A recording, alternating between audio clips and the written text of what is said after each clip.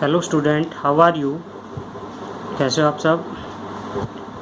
हम chapter start कर रहे थे फ्रिक्शन का, यूनिट 3 की friction. What is mean by the friction? Friction होता क्या है? ये वो अपोजिंग फोर्स है। जैसे हम बॉडी का मोशन इस डायरेक्शन में है तो फ्रिक्शनल फोर्स जो है वो इस बॉडी और इस सरफेस के बीच में लगेगा। कब? जब बॉडी मोशन में है तब। और किस डायरेक्शन में लगेगा? बॉडी से के मोशन से अपोजिट डायरेक्शन में। तो friction is an opposing force that come into play when body moves और try to moves over the surface of another body. Force of friction क्या होता है? It is the force that develops at the surface of contact. जहाँ पे दो body आपस में contact में आ रही है वो उस जगह पे रिलेटिव मोशन क्या अपोज करने वाला जो फोर्स है, जो मोशन से अपोजिट डायरेक्शन में होता, वो क्या होगा? आपका friction. Cases of friction, friction का कारण क्या है? ओल्ड थ्योरी और मॉडर्न थ्योरी के अनुसार। ओल्ड थ्योरी तो क्या कहती है कि फ्रिक्शन कब आएगा? जब रफ सरफेस हो, उबड़ खाबड़ सरफेस हो, उबड़ खाबड़ सरफेस हो तब। और मॉडर्न थ्योरी क्या कहती है? मॉडर्न थ्योरी ये कहती है कि friction arise due to strong, किसकी वजह से? आपका स्ट्रॉन्ग एटॉमिक मोलिकुलर फोर्स की वजह से। Force of attraction between two surface, दो सरफेस जो आपस में कांटेक्ट में आते हैं उनके बीच में जो फोर्स ऑफ अट्रैक्शन होता है at the point of contact पे। और ये किसके कारण होता है? ड्यू टू एडहेसिव फोर्स के कारण। टाइप्स ऑफ फ्रिक्शन, फ्रिक्शन दो टाइप के होते हैं, एक एक्सटर्नल फ्रिक्शन होता है, एक इंटरनल फ्रिक्शन होता है। एक्सटर्नल फ्रिक्शन जो दो सरफेस के बीच में काम करता है।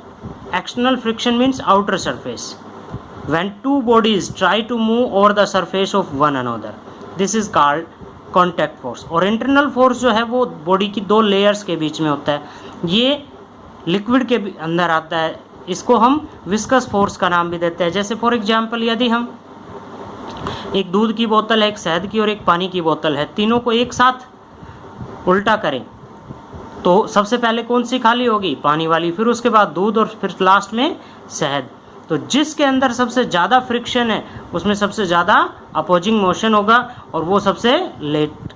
तो शहद की दो लेयर के बीच में फोर्स ऑफ फ्रिक्शन ज़्यादा होगा, विस्कोसिटी ज़्यादा होगी, तो इसलिए इसको विस्कस भी बोल देते हैं। Type of external friction, external friction के टाइप है। जैसे स्लाइडिंग फ्रिक्शन है। स्लाइडिंग फ्रिक्शन क्या होता है? एक बॉडी दूसरी बॉडी के ऊपर स्लाइड कर रही होती है तब। रोलिंग फ्रिक्शन कब आता है? जब बॉडी रोल कर रही है तब।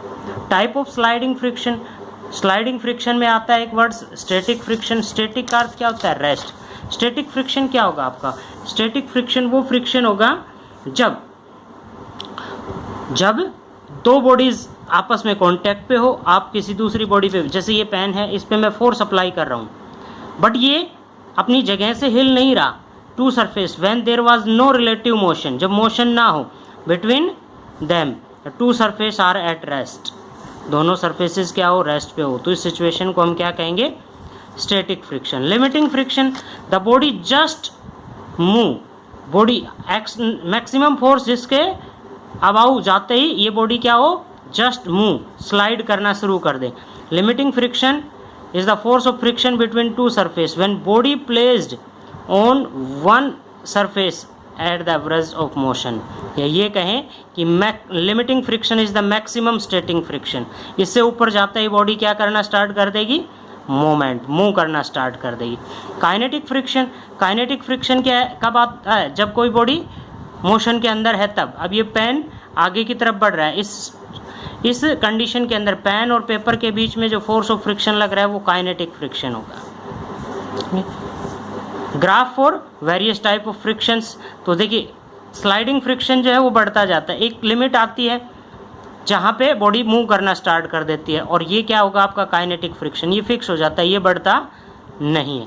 Laws of limiting friction, laws of limiting friction क्या कहता है कि magnitude of the force of friction will be directly proportional to the normal reaction R, कि बॉडी का जितना ज़्यादा वेट होगा, वेट के अकॉर्डिंग नॉर्मल रिएक्शन किस पे डिपेंड करे? वेट पे। जितनी ज़्यादा हैवी बॉडी उतना ज़्यादा force of friction.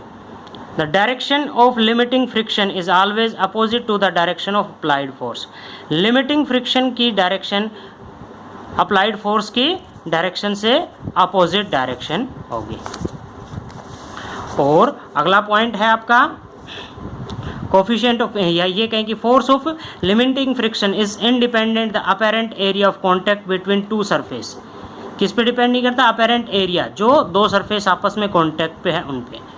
The value of limiting friction depend on the nature of surface. दो सरफेस आपस में जो, जैसे वुड ऑन वुड है, वुड ऑन रोड है, स्टील ऑन स्टील है, तो इस तरह से अगर हम देखिए साइकिल के टायर को हटा दें और रिम क्या है आपका लोहे का बना हुआ है और उसको लेके हम साइकिल को चलाते हैं तो फ्रिक्शन ज़्यादा होगा।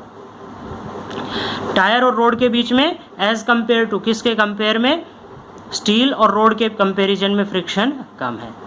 तो coefficient of friction, coefficient of friction क्या कहता है कि F is directly proportional to R and F is equal to a constant quantity लगा दी mu. Mu is the constant of proportionality which is known as coefficient of friction. Mu is equal to F by R। Ratio of किसका ratio? Force of friction to the normal reaction R। Coefficient of friction is the ratio of friction and normal reaction. और इसकी क्या unit होगी? कोई unit नहीं, क्योंकि ये भी फोर्स है, ये भी फोर्स है। Unit and dimension less quantity है। डायमेंशन फॉर्मूला भी क्या होगा इसका? m0 l0 and k0। Kinetic friction के अंदर क्या जाता है? Mu k is equal to F के अपॉन में R. Kinetic friction, mu k is the coefficient of kinetic friction.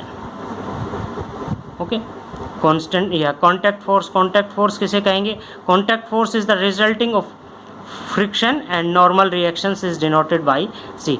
जैसे कोई भी बॉडी है, हम इस पे फोर्स अप्लाई कर रहे हैं इस डायरेक्शन में, फ्रिक्शनल फोर्स किस डायरेक्शन में अप्लाई होगा? इस डायरेक्शन में।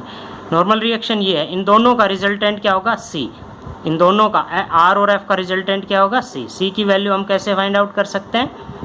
Under root of F square R square plus 2FR cos 90। दोनों के बीच में एंगल कितना था? 90।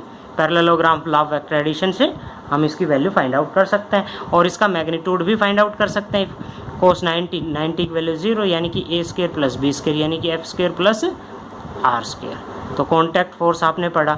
Angle of friction, angle of friction क्या कहता है? एंगल बिटवीन किसके बीच में? C, force constant and normal reaction. इन दोनों के बीच का जो एंगल है वो क्या कहलाएगा? आपका angle of friction.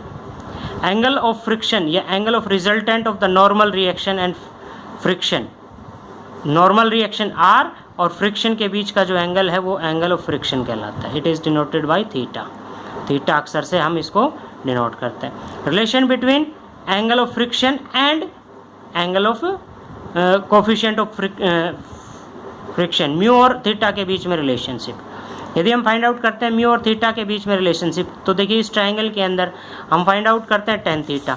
Tan theta किसके बराबर होता है? अगर ये एंगल लेते हैं हम तो ये क्या होगा? परपेंडिकुलर, ये क्या होगा आपके पास? बेस। परपेंडिकुलर अपॉन में बेस क्या होता है आपका? Tan theta. तो tan theta is equal to किसके इक्वल आ जाएगा? आपका F बाई आर। और F बाई आर किसके इक्वल होता है? आपका म्यू के इक्वल। तो tan theta is equal to mu या mu is equal to tan theta. Relation between coefficient of friction and angle of friction, इन दोनों के बीच में हमने रिलेशनशिप फाइंड आउट किया। ठीक है, तो यहाँ तक करना है आपने। आगे अगले वीडियो के अंदर करते हैं।